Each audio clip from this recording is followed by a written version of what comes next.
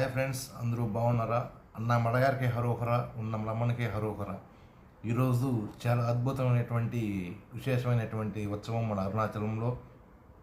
ఈరోజుతో మన అరుణాచలంలో ఉత్సవాలు ముగుస్తాయి. దీపం వచ్చి 13వ తేదీ దాకా వెలిగిస్తారు.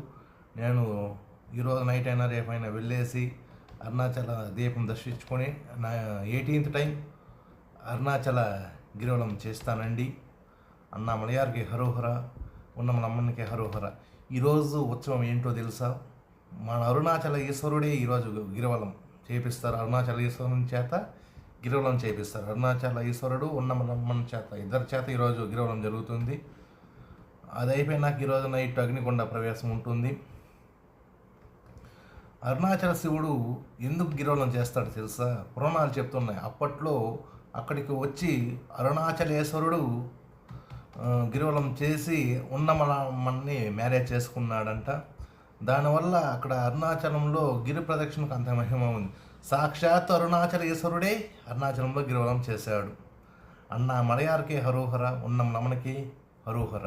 ప్రతి ఒక్కరు కూడా మీకు వీలు ఉన్నప్పుడు ఒకసారైనా వెళ్ళేసి అరుణాచలంలో గిరి ప్రదక్షిణ చేయండి. Okay friends, bye.